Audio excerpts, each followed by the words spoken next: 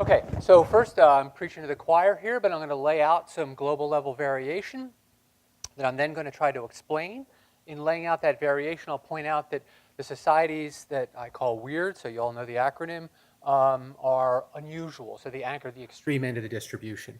And I'm going to try to explain using historical argument and then some statistical data to show how it was the West became psychologically unusual, a particular cultural evolutionary pathway, but then also the argument is generally applicable to other variation. So I'll very briefly in a single slide introduce what you might call cultural evolutionary psychology, just a framework and a way of thinking about how we can theorize and explain variation in psychology due to cultural evolution. Part of the argument is going to be that psychology needs to be a historical discipline. We need to take history into account when explaining psychological variation. And then finally, and what I hope probably spend most time on, is explaining global level psychological variation and trying specifically to explain weird psychology. All right, so I'll start with familiar psychological measures. So this is the famous Geert Hofstede's measure of individualism. I use it just because it's widely used. I know it's been criticized. It's really a series of survey questions. It's kind of an omnibus measure of individualism. The questions are about personal attributes, achievement orientation, and links to family. So you can map the globe. So this is based on surveys with IBM employees in the early 70s. And it's useful because it's also been linked to a number of psychological domains. So measures of the self, self-enhancement, analytic thinking seem to go along with this measure. And I particularly note, so I'm interested in practical and important things. The economists, of course, it's also been used now by economists to predict things like economic growth, effective governments, in innovation. And Dan and I have run a bunch of regressions on this. Well, actually, Dan did all the work. I just spectated. I just also want to make a kind of more generic point. I'm not sure if this point needs to be made in this group, but I think sometimes using the weird term invites dichotomous thinking, but you're going to see that I'm always going to lay out maps the globe, show all the variation, show all the different samples we have, and then we're going to try to explain the variation. So there's no dichotomizing.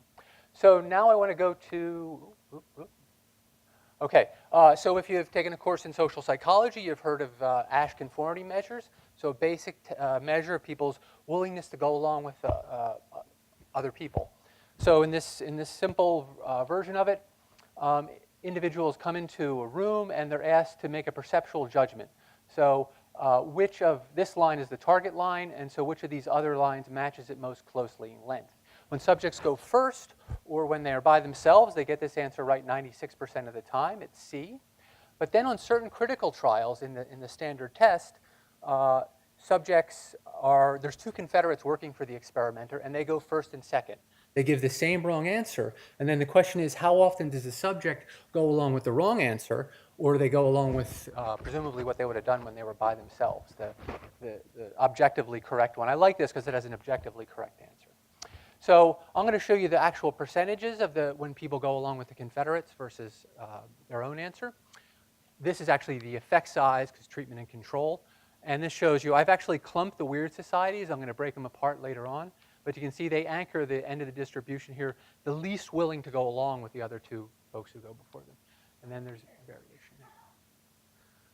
Okay. This is work by Simon Gester, an economist, and Jonathan Schiltz, who's one of my co-authors and a postdoc in my lab.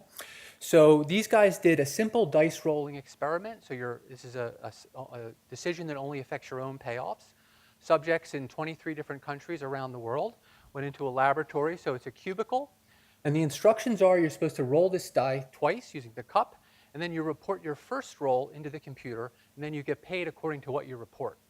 So if you report a 1, you get $5, 2, $10, 3, $15. All the way up to 5, we get $50. And if you roll a 6, you get $0. So you can see you have a financial incentive to just report 5 or to report higher rolls. And so the question is, what do people do? Now this is, totally on the up and up, so anybody can cheat. They can't, there's no way for the experimenter to tell what any individual did, but we have statistics. So we know as a group the distributions of 1s, 2s, 3s, 4s, and 5s. And there's no other individuals getting the payoff. This is just the person. So there's different ways to measure performance in this experiment. One simple one is the percentage of high claims. So this is the percentage of dice rolls that are reported for different societies that are 3, 4, or 5. And so you don't have to be a wizard in statistics to know you should expect 50% 3s, 4s, and 5s. And so it's, kind of fits with my image of humans that nobody is down here where everybody tells the truth in every society. But there's a lot of interesting variation going from about 60% or so in the UK and Sweden up to low 80s in these other countries. And this correlates pretty strongly with measures of national level corruption. So in this case, we have an experiment that's tightly controlled in the laboratory that appears to go along with national measures of corruption. And I'll show you some other data on that. So this will be one of the things I want to explain. Finally, I like the impersonal measure of impersonal trust, the trust question. There's now a few different versions of this that are available. I've compiled data from a number of different global surveys to create the most complete map of the world that I could put together. And so we go from places where most people don't trust others, where they would say, most people around here, you can't be too careful. So here's the question, generally speaking, would you say that most people around here can be trusted, or that you can't be too careful in dealing with others? So in the high trust places, 51 to 70% of people say most people can be trusted, and elsewhere, that percentage goes down and down and down. So you can see there's lots of interesting variation within the US. We've actually put in all different regions of Europe, so the smallest level at which we can get at it. There's some interesting variation in China. So there's that. Now, this is a fun survey question because we can get literally hundreds of thousands of observations, and it correlates with experiments we can do in the lab. So it correlates with public good game cooperation and behavior in a trust game. It also correlates with economic growth. So places that are more trusting have higher economic growth, and you can make there's a lot of dispute within economics, but it does seem that if you increase your trust, you'll get more economic growth, so it's causal. Okay, now just a few things. I just have a small amount of time, so those are the things I'm going to take a shot at explaining, but that's really a tip of a much larger iceberg of psychological variation. So patience, variation in the use of intentions and moral judgment. It turns out weird people are fairly obsessed with intentional states. Universalistic moral foundations, analytic thinking, field dependence, mate preferences. Some mate preferences can be explained. The importance of guilt over shame in terms of affect, and playing with Mike's data, personality dimension, so I think I can capture some of that too. Okay, now to get to the framework, I don't have too much time to spend on this, but just to lay this out, I want to take an evolutionary approach to this and begin with the assumptions that humans are a type of ape, but that we took a particular cultural evolutionary trajectory. So rather than making the unfortunate dichotomy that you see in so many of the social sciences between evolutionary and biological explanations on one side and cultural or learning-based explanations on the other, we want to use the logic of natural selection, evolutionary theory, to develop ideas about how we learn, what kinds of things we pay attention to, who we learn from, how we integrate different sources of information. And this is a foundation for understanding how cultures change over time that begins with an individual level understanding. We also want to consider how other evolved aspects of our psychology might affect kinds of institutions we build. I'm going to be talking about kin-based institutions. So one relevant thing is that humans seem to have a reliable incest aversion. So we don't want to have sex with close kin who we grow up with, but we do seem to want to be nice to them. So those are two important background facts. And then once we understand that the individual aspects of psychology that people bring to the cultural learning process, we can build theories about the evolution of complex tools, about the emergence of rituals and practices, what kind of social norms we should expect, and which kinds of social norms should spread relative to others. When I use the word institutions, I mean collections of social norms. So an institution is just a package of social norms, like marriage. There's a bunch of norms about how you have to behave. And then languages. So these are different things that then we can think about how they affect our psychology. So if you grow up in a world where the institutions allow you to read, you get thicker corpus callosum, so the information highway connecting the hemispheres of our brains, specialized mental circuitry in the left hemisphere, better memory for verbal statements. So you get biological changes in our brain due to different cultural environments, the ontology of culture. We heard last night about differences in spatial cognition as they relate to language. So that's another example that falls into my my larger category. I actually want to zoom in on the social norms and institutions and a particular set of the kinds of social norms and institutions that Heidi actually spoke to us about. So that was I mentioned the biological differences. I think this is actually part of dissolving the unfortunate dichotomy that exists. Cultural differences are biological differences. They're just not genetic differences. Okay, so these are the arrows we want to focus on. All right, and then finally, I'll just mention that for my own research program, the book that I recently published, pictured here, is interested in saying this same process has been going on for hundreds of thousands of years or longer, and so we need to think about the feedback of this whole enterprise on genetic evolution, although that's not relevant for what's to come. Okay, now to really understand why Europe took a different cultural evolutionary pathway than we'd seen previously in other societies, you have to understand the evolution of human society. So here I'm drawing on work in archaeology, in cultural anthropology. There's a long history of this in anthropology. And when human societies scale up from the extensive kin-based networks that we find among mobile hunter-gatherers, the first thing they did is begin to build intensive kinship structures. So there was an increasing expanded web of obligations and responsibilities and rituals responsibilities that individuals had to other members of their social group. These are initially built on kinship, but then extended kinship, so using the kind of idea that we're relatives. So I have my brother, but then I have a bunch of cousins I call brother. I'm expected to behave towards these classificatory kin like I do to my brothers. Marriage becomes arranged. Cousin marriage becomes common. Your personal identity really becomes your kin network, so you're identified with your clan, for example. These are the legal units. So until the rise of the West, the individual wasn't a legal entity. His kin, his family was the legal entity. That's true in Rome. It's true in China. So corporate responsibility and ownership. This was the institution that did social safety nets, took care of orphans and the elderly, and the guarantee of personal security. So as society scaled up, you first got these kind of complex kinship structures. And then on top of that, with the emergence of the first states, they're perched on top of this complex base of kinship. And really early states, and right up until the modern period, relied on this foundation of complex kinship. And what happened in Europe that led to a different cultural evolutionary pathway is beginning in late antiquity, one branch of Christianity dismantles the complex kinship networks of Europe and dissolves the tribes in the process. So tribes are maintained by endogamy, marrying within the tribe. As soon as you force people to marry out of their tribes, you make the tribes disappear. So very systematically and very explicitly, the Catholic Church gets rid of all this. They outlaw polygyny, they make cousin marriage incest, they make individuals have the ability to do testament so they can create inheritance to whoever they want. So they get rid of complex kinship. And they reduce Europe to these simple family structures. So nuclear bilateral families, lineal emphasis, so grandparents, parents, and children. No arranged marriages. Church pushes love marriages. No polygyny, no marrying relatives. And church provides the safety net, so you don't need complex kinship units. So this kind of reorganizes the foundation of society from which you then can get different state level and other kinds of institutions. So the interesting piece of psychology that I want to push on, so this is an idea from an anthropologist named Jack Goody, and a number of historians have picked up on it.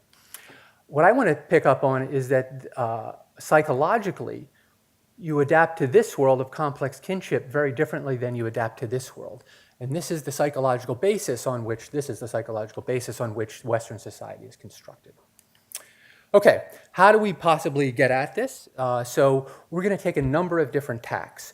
One tack is to go back to an anthropological data source called the Ethnographic Atlas. So this is spearheaded by George Peter Murdoch, who assembled data. A number of other people have now contributed to it, and it contains just exactly what you need. So it contains information on cousin marriage, on the presence of clans in different societies all around the world, residence rules, so where you live after marriage, a number of other things. So we created an index of complex kinship.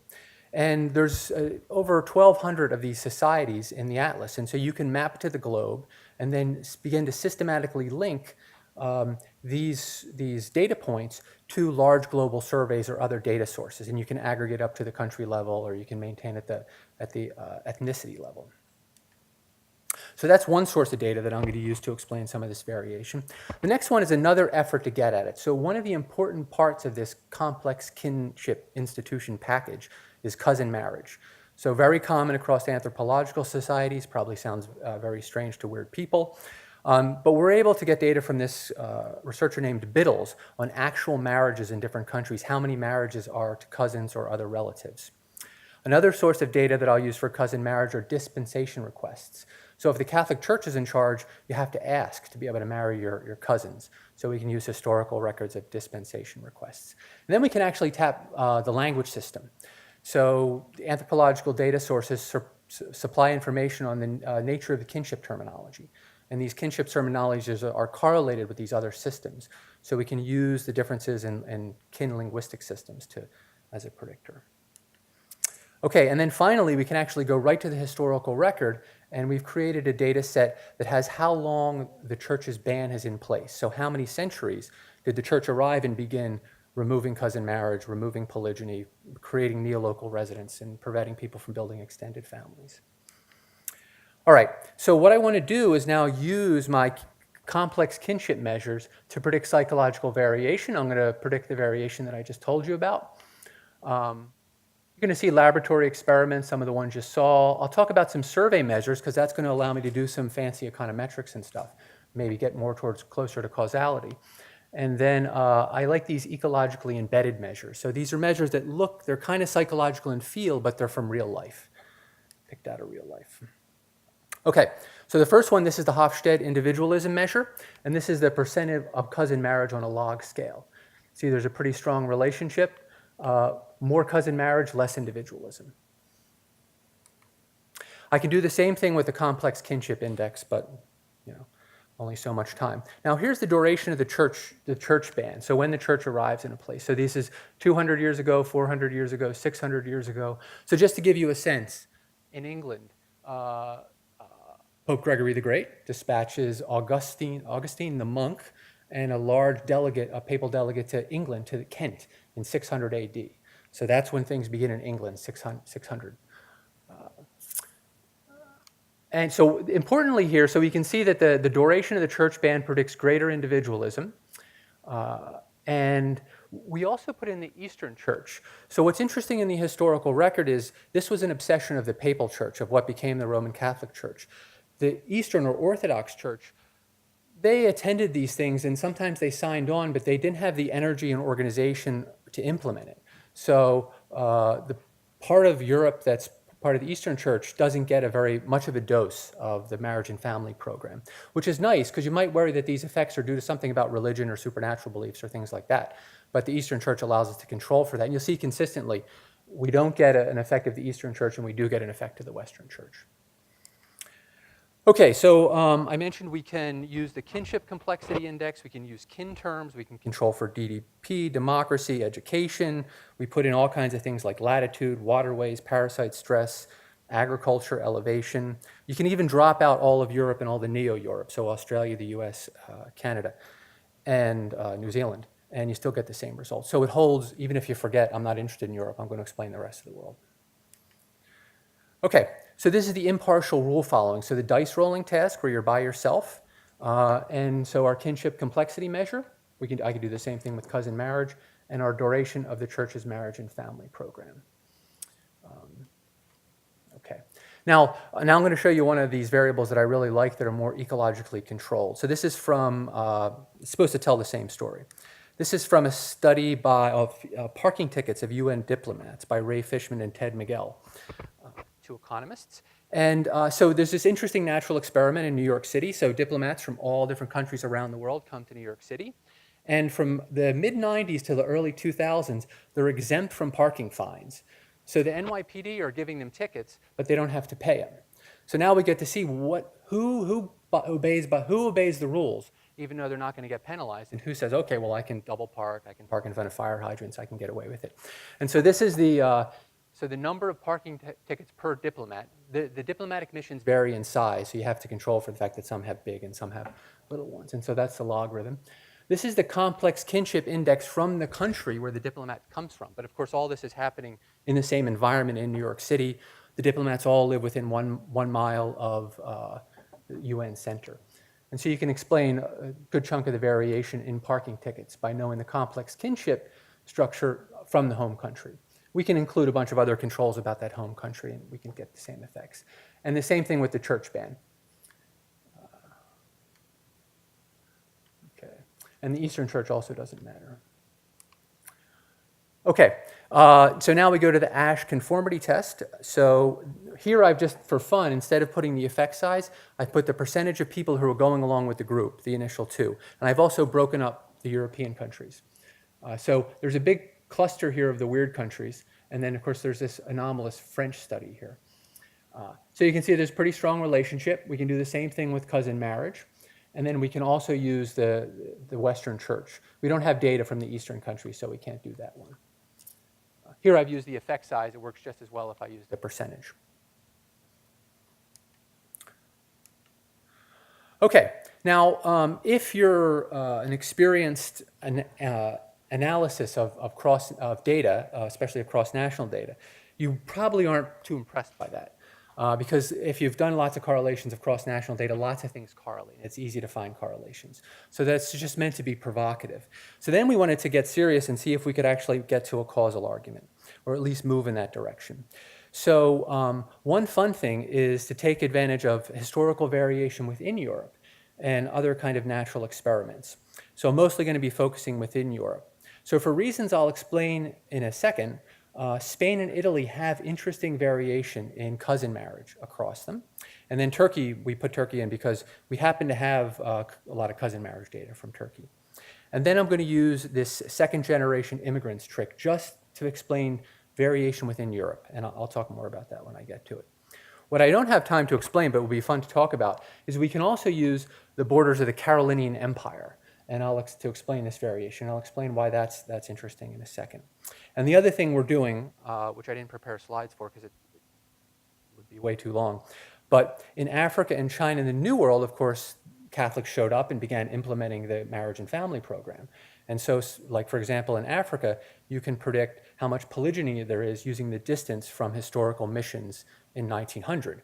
So, it's like you plop the mission down and it begins spreading out. And it's just a question of how long it's been and how far you are from the mission. So we can explain some things using those sources. Okay, so this is Europe in the year 800. Important historical fact is that the Papal Church builds an alliance with Pepin the Short and Charlemagne. So remember from history class, Charlemagne's crowned emperor of the Holy Roman Empire. The Carolingian Empire is here. And for political reasons, they find it useful. The church, wants to implement their marriage and family program. And Charlemagne thinks he can use the marriage and family program to undercut the nobles, the noble families he's struggling with. So he's going to break apart their cousin marriages and destroy their alliances using this. Now, notably, southern Italy is not part, the Papal Church has they're not able to get southern Italy until after 1200. They're also not able to get to Spain because it's under Islamic societies. In fact, Charlemagne had just moved out and taken over this piece of territory. It might have been Pepin the Short, I forget, recently. So in 732, this was all Islamic societies. So this creates variation in these countries in the presence of cousin marriage because the church got there later and it took them longer to root out all these complex kinship practices. Meanwhile, in Sardinia, Sicily and Sardinia, those are under Islamic control for quite a while. So the Papal Church doesn't get there for a while. And this is also, this is under the Eastern Orthodox, so soft marriage and family program. Okay, so this is based on requests for dispensation in the 20th century from the Catholic Church. So it runs from about 1920 to 1964. This data comes from a paper by a geneticist named Luca Luigi Cavalli Sforza, which is funny because it's also a famous Italian name that you encounter in history books. So this gives us our measure of consanguinity. Other work in economics has already shown that these measures of consanguinity are highly correlated with corruption across provinces in Italy and also mafia activity. So they don't call it the family for no reason. It's a complex kinship unit. Okay. And so this is a percentage cousin marriage, log scale, and this is our generalized trust question for different provinces in Italy. So Italy, Spain, and Turkey are all in here. This is basically the Turkey data down this end, and up this end is Spain and Italy. So the relationship is pretty similar in Italy as it is in Turkey as it is in Spain and Italy. And you can do it just for Italy if you want. You can do it just for Spain if you want. Obviously, the number of data points goes down. And you can control for some of the usual stuff: temperature, agriculture, ruggedness, religion. There's a whole series of controls that economists like. So this gives us some confidence and allows us to explain a piece of psychological variation just within provinces within Europe. Okay, and so this is the immigrant trick. What we did here, and again, this is following what has become a standard technique in economics, is we take these large surveys. So this is a survey where we're going to use trust. And these are second-generation immigrants. So these are people who have moved to Europe from somewhere else, and they grew up their entire life in Europe. So their parents are from somewhere else.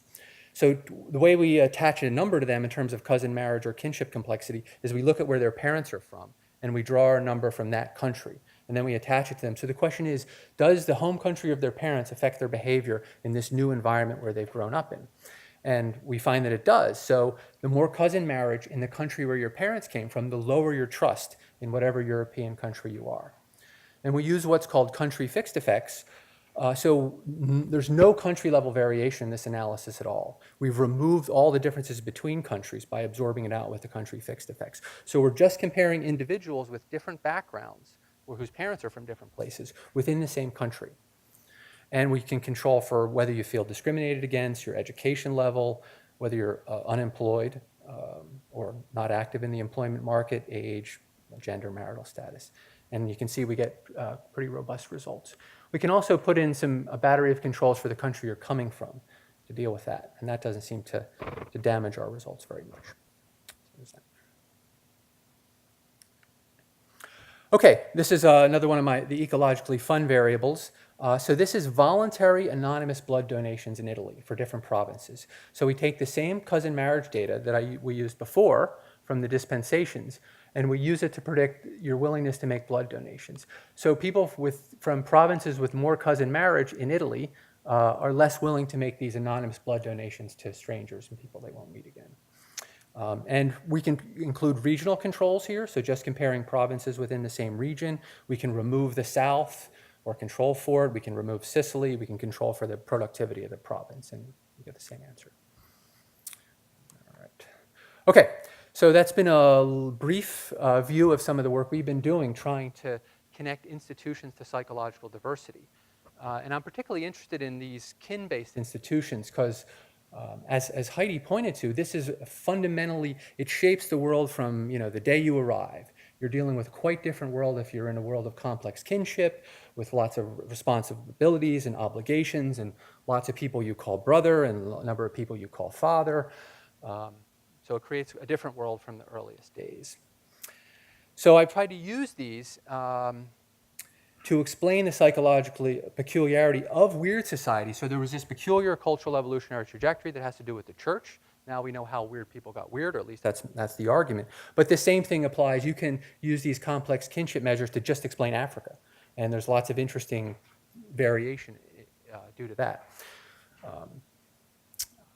Shinobu has a very paper that I very much like with Thomas Talhelm, where he looks at differences in analytic thinking in different parts of China, and they show that the amount of rice growing is able to predict more holistic thinking, for example, or less individualistic psychology. But underpinning that is you can use the percentage of rice growing to predict the importance of clans. So we have detailed data on clans from different provinces of China. And so really the rice is causing the clans intensive complex kinship, and that's changing the psychology. That's my story anyway. And importantly, you can also explain variation within Europe once you have some knowledge of European history. And so you can imagine there's lots of little potential experiments or studies one could do once you say, well, we need to look at history in order to explain contemporary psychology. All right, that's that point. So what I think is that if we're addressing the pressing issues here, I think the problem that psychology suffers from is no theory. You need theories that say what variation do we expect to be, and how do we explain that variation? Once you have that, it's just a tapestry. You just start, gathering data and running analyses. But if you're expecting everything to be universal, or you just think things are going to vary in some chaotic way, then there's no way to construct a research program. It doesn't allow you to systematically go after it. All right, that's it.